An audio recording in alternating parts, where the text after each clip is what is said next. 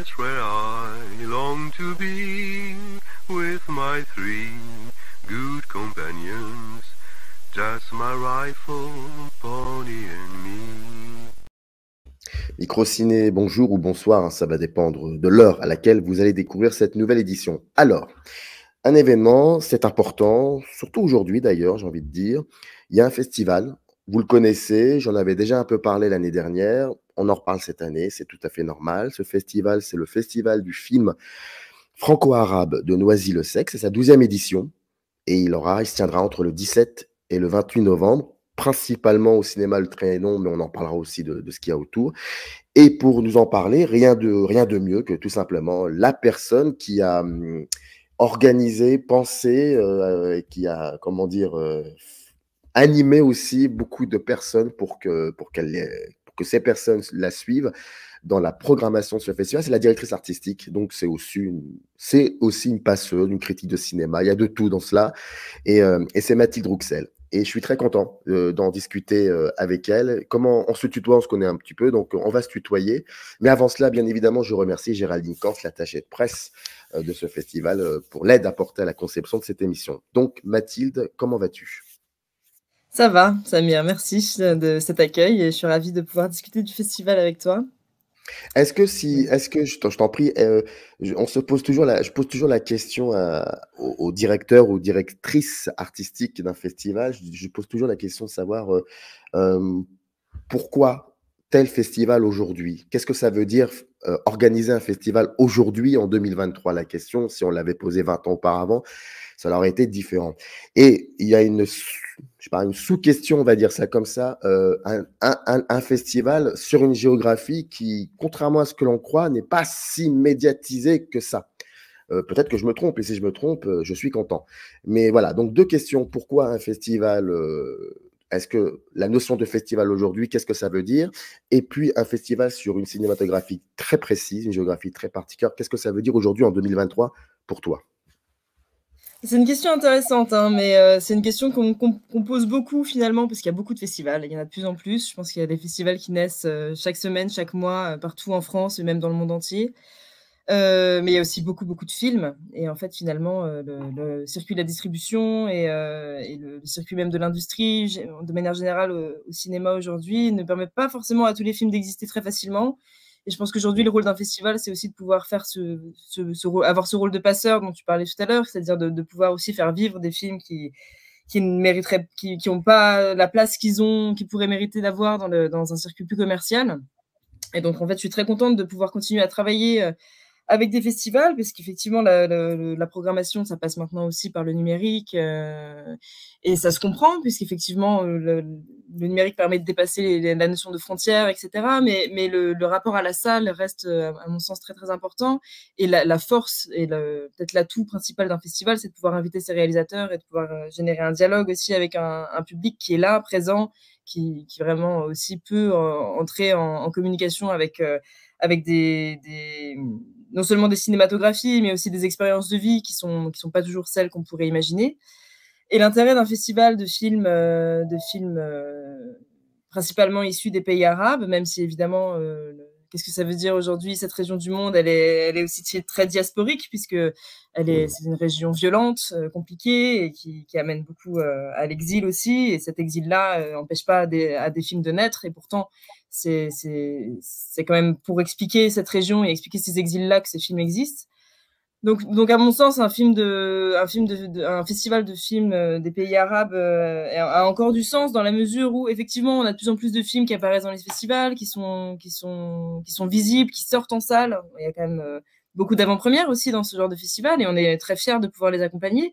Mais il y a aussi énormément de films qui pourraient pas passer la barrière de ces frontières-là, qui sont les frontières de l'Europe aussi.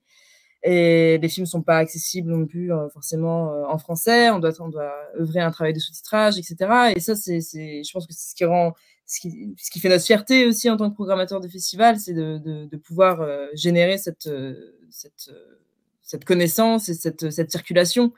Donc voilà, je suis très contente de travailler. C'est ma première édition au Festival du film franco-arabe de Noisy-le-Sec, et on travaille avec une équipe formidable dans un cinéma magnifique, et je suis vraiment très contente de pouvoir inviter tout ce beau monde à se réunir mi-novembre. D'ailleurs, voilà, c'est ta première participation en tant que directrice artistique pour ce festival.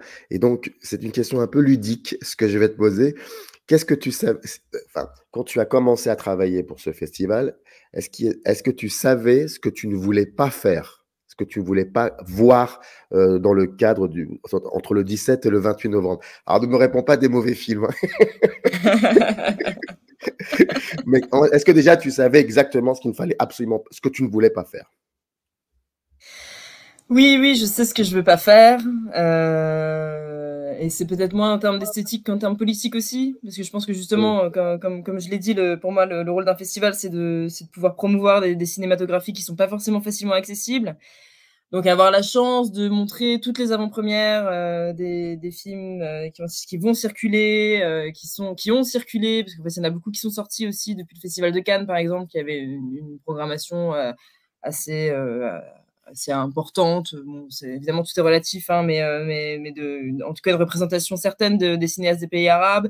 Mon objectif, c'est pas de faire un festival d'avant-première du tout. Mm. Les avant-premières qu'on a choisi de mettre en avant et d'accompagner, c'est des films qui, à mon sens, méritent vraiment une discussion, et que c'est aussi la chance de pouvoir avoir le réalisateur avec nous, la réalisatrice, qui fait que le dialogue est important et qu'on a eu envie d'avoir ce film-là. Mais bon, l'idée, c'est pas... L'industrie se soutient elle-même et voilà, ce qui m'importe, c'est de pouvoir aussi mettre en lumière des réalisateurs indépendants. Donc, ce que je voulais pas voir, c'était tout ce qu'on peut déjà voir ailleurs, en fait. Mm.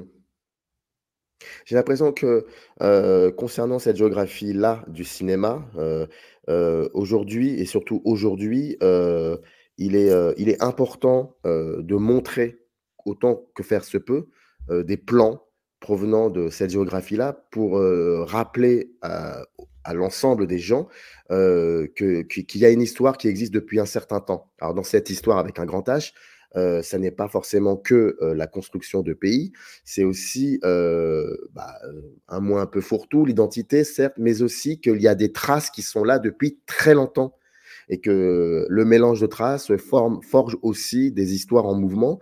Et j'ai l'impression qu'aujourd'hui, de cette géographie-là, il est primordial de montrer du cinéma, et j'insiste beaucoup sur ça, le cinéma, pour rappeler que ça existe depuis un certain temps et que ça aussi résonne constamment avec l'ensemble du monde, que ce n'est pas forcément quelque chose de communautariste.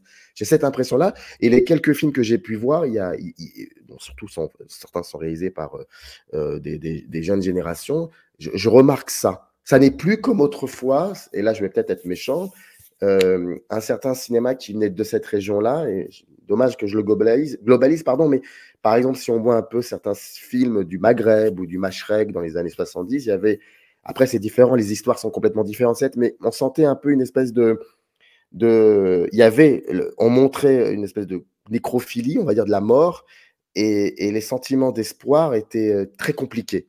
Là, on montre ça, mais il y a aussi beaucoup d'espoir mais de l'espoir dans le cinéma, dans le langage cinématographique. Qu'est-ce que tu en penses de tout ça par rapport à aujourd'hui et cette nécessité? Voilà le mot, ça, cette nécessité. C'est intéressant de rassembler l'histoire et le cinéma, parce qu'effectivement, surtout en parlant de cette région du monde, qui a mis beaucoup, beaucoup de temps aussi à construire son industrie cinématographique, parce que c'était pas... Enfin, les puissances coloniales sont parties avec tout le matériel aussi, hein, et donc reconstruire, et avec le savoir-faire, et donc reconstruire à la fois un savoir-faire, mais aussi s'inscrire dans une mythologie du cinéma arabe qui était très dominée par l'Égypte, qui avait aussi... sa façon voilà, qui était un modèle industriel parfait de Star System et qui a pas forcément convenu à tous les pays de la région du tout. Ça a généré aussi une nécessité de construire son identité cinématographiquement, tout en ayant les influences aussi, notamment de la France, qui a été quand même, et qui est encore très, très influente dans ces pays-là, et qui a financé énormément, qui continue à financer beaucoup, et qui forge aussi des façons de faire le film. Et peut-être qu'en fait, aujourd'hui, il y a non seulement la possibilité de regarder un petit peu rétrospectivement une histoire du cinéma arabe, et ça, c'est quand même très récent. La Tunisie fête cette année les 100 ans du cinéma tunisien, c'est pas rien.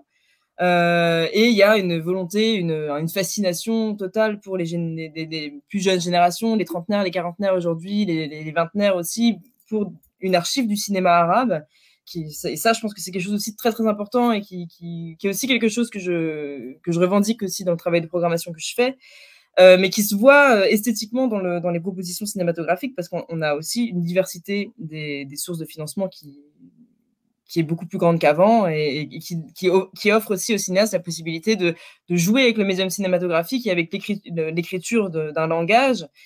Et je pense que c'est quelque chose qui est particulièrement frappant quand on regarde ce qui se passe dans le domaine du documentaire, qui est plus du tout dans une forme documentaire comme il y a eu beaucoup, parce qu'Al Jazeera et d'autres médias arabes ou français ont beaucoup financé le documentaire des pays arabes pendant très longtemps, pendant presque 30 ans. À partir des années 90, c'était vraiment quelque chose de fondamental. Et aujourd'hui, on a une écriture riche à la croisée de la fiction, du documentaire, des films comme Cueilleur de Jumana Manna qui sont incroyablement fort de documentation en fait sur le sujet qu'elle traite, c'est-à-dire la façon dont la colonisation se passe aussi par l'interdiction des Palestiniens à accéder aux cultures qui étaient les leurs et aux aliments qui sont les leurs dans leur culture culinaire. Et en même temps, le recours à la fiction qui met en situation des choses pour un spectateur qui est très, très extérieur à ça et qui fait que le film peut circuler aussi par-delà les frontières. Et c'est des films très universels, en fait, qu'on peut montrer ici, qu'on peut montrer là-bas, qui parle à tout le monde et qui gagne en fait peut-être aussi de ces déplacements diasporiques. La plupart des réalisateurs ont finalement appris le cinéma dans des écoles en France ou en Angleterre, aux États-Unis, pour parler d'une région du monde qui est dont même les populations locales finalement n'ont pas forcément une vision globale, parce que c'est très difficile en fait dans ces pays-là aussi d'avoir une vraie vision de l'histoire qui soit pas seulement le narratif de l'État, quoi. Et je pense que le cinéma se place politiquement à cet endroit-là aussi, de vouloir à la fois raconter d'autres histoires autrement, peut-être plus intimes aussi, parce que cette grande histoire dont tu parles, elle passe aussi par les histoires de famille. Enfin, c'est le film d'Asma El Moudir, la mère de tous les mensonges, qui est vraiment la construction d'une histoire nationale à partir d'une fragilité familiale qu'elle arrive à construire aussi via tout un jeu avec des marionnettes, etc. Et effectivement, un jeu de cinéma et de lumière magnifique. Et en même temps, cette nécessité de s'affirmer en tant qu'artiste aussi, et pas seulement de passeur d'informations.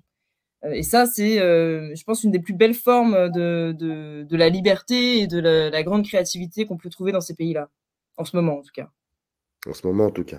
Je rappelle, c'est la 12e édition. Ça se tiendra du 17 au 28 novembre. Parlons un peu de ce qui va être, de ce que tu nous proposes. Et bon, il y a le Liban qui est, entre parenthèses, à l'honneur, avec un focus sur la cinéaste Jocelyne Sab. Il y a aussi Maï Masri. Bon, voilà, déjà parlons un peu du Liban. Question certainement simpliste, mais pourquoi? Pourquoi le Liban et surtout pourquoi ces deux cinéastes-là?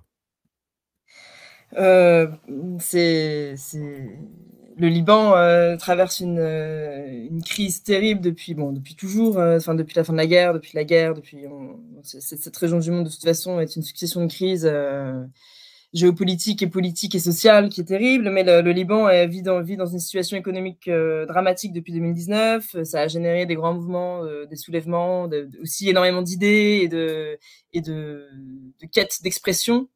Et en fait, comme dans toutes les grandes crises, il y a une grande créativité qui surgit, et en fait, on reçoit énormément de films qui ont été tournés au Liban ces 4 dernières années, qui arrivent à s'achever maintenant, qui parfois ont été mis en marche bien avant 2019, mais qui ont, à la lumière de 2019, pris une tournure complètement différente et une force aussi assez hallucinante. Je pense par exemple au film de Liana et Renaud, La mer et ses vagues, qui est un film qui est en écriture depuis des années, mais qui aujourd'hui vraiment donne du Liban aussi une autre couleur que celle qu'on voit dans la violence des mouvements révolutionnaires ou de la violence de l'explosion, ou de tout ce qu'ils ont pu traverser ces dernières années.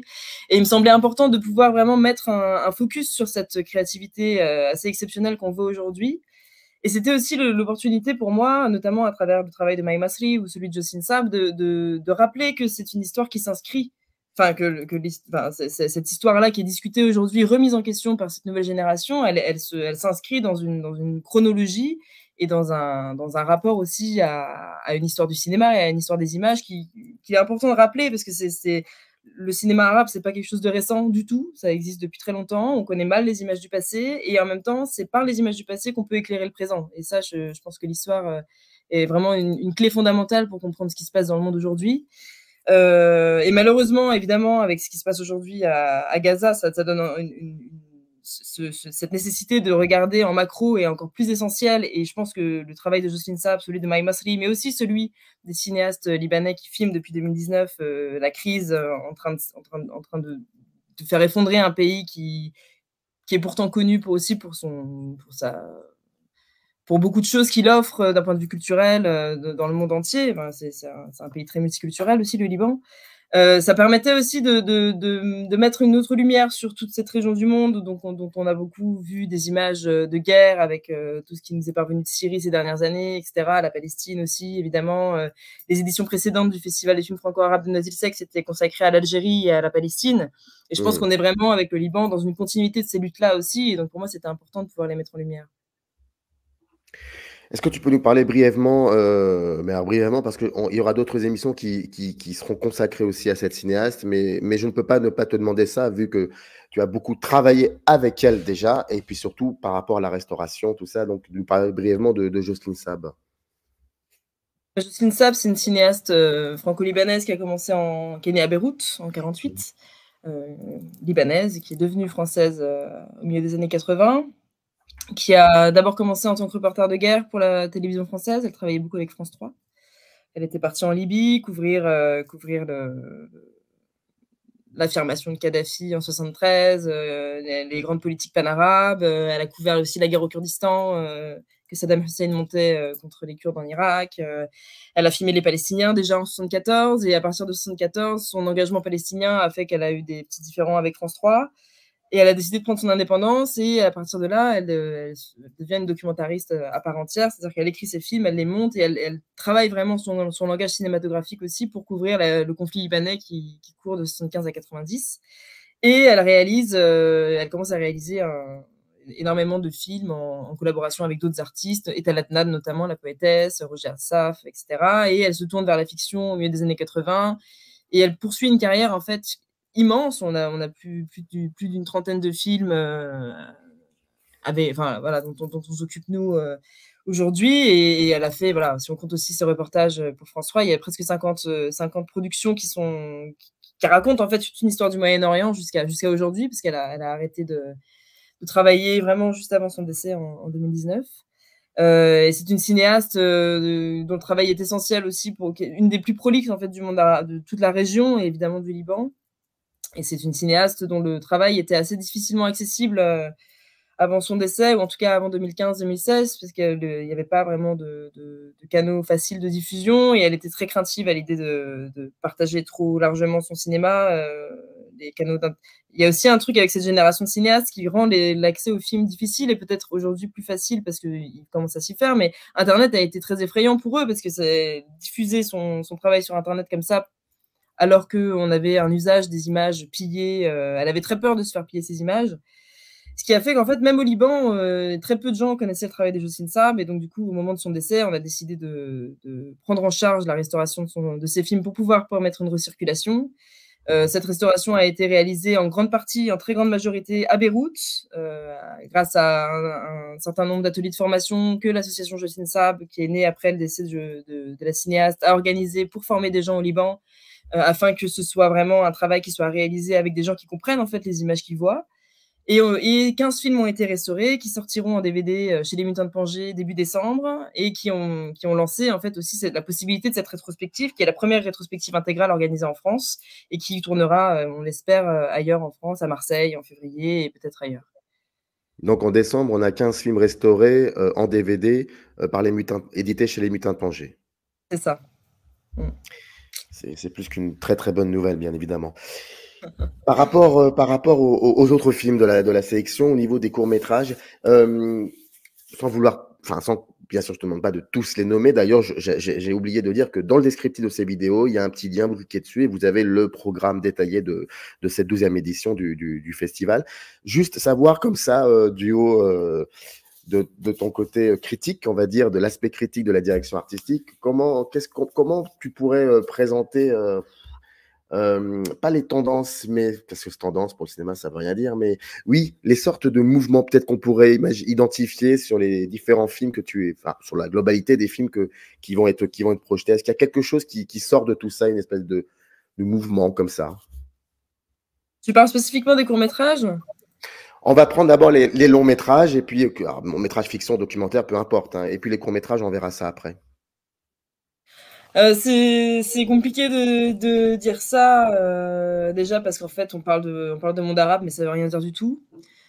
Il n'y a pas d'unité dans le monde arabe particulière. Il y a une langue, certes, mais qui en fait finalement d'un bout à l'autre de la Méditerranée n'a pas forcément vraiment de communauté.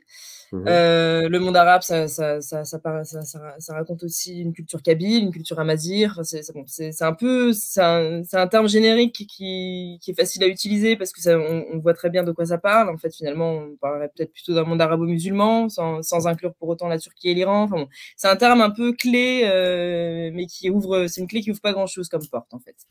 Mais donc, du coup, avoir une tendance, surtout depuis que le Golfe développe son cinéma, etc., c'est difficile de voir le lien entre les fictions produites au Yémen aujourd'hui, parce qu'il y a des fictions qui sont produites au Yémen aujourd'hui, et le nouveau documentaire de création qui existe au Maroc, ou la fiction marocaine, incroyable, qui est en essor. Enfin, c'est absolument remarquable ce qui se passe en ce moment au Maroc. Il y a énormément de cinéma qui émerge, et c'est un cinéma narratif de fiction très fin, qui déborde complètement justement un peu les clichés dont tu parlais tout à l'heure aussi, qui ont beaucoup existé dans les années 80, 90, 2000, en lien aussi avec les financements européens que ces films-là avaient, et qui donc du coup montraient beaucoup la misère, la difficulté des femmes dans ces pays-là à survivre dans ces sociétés très patriarcales, très enfermante, et beaucoup de désespoir en fait, et pas beaucoup d'espoir. Et aujourd'hui, là, on a de l'humour, on a des films de genre.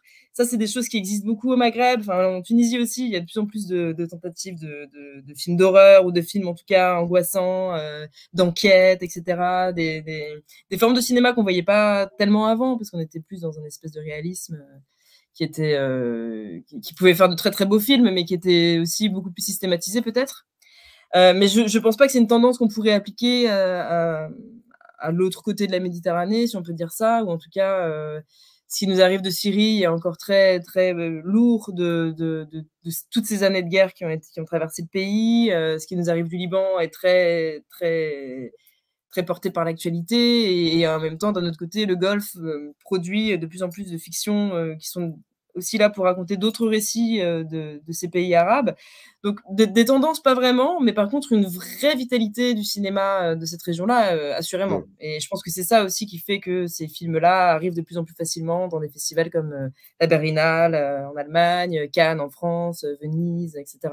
Et ça nous, en tant que spectateurs aussi, ça nous habitue aussi à d'autres paysages et d'autres images. Et je pense que c'est très essentiel aussi pour mieux... pour diversifier aussi notre champ des possibles et notre créativité.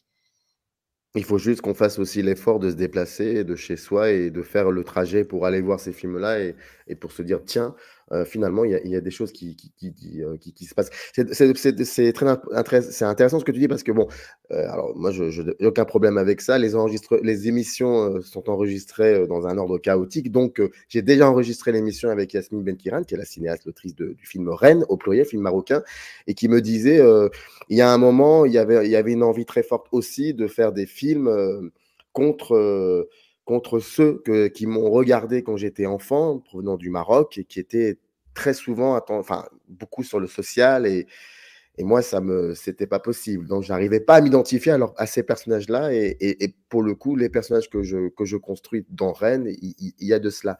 Est-ce que dans les courts-métrages qui souvent sont associés à des générations qui sont en devenir au niveau du cinéma, dans son ensemble, est-ce qu'on voit cela aussi? Dans les courts-métrages, on voit plusieurs choses. Bon, le Festival des films franco-arabes a cette particularité d'accueillir aussi des films qui sont réalisés en France par des cinéastes qui ont des origines des pays arabes, ou pas du tout, juste des cinéastes français qui ont des choses à raconter aussi sur ce qu'ils voient de ces diasporas, ou du monde de ces pays-là. Mais si on s'intéresse à la production qui arrive vraiment des pays arabes, il y a une porte ouverte à l'expérimentation qui est assez, assez remarquable, je pense.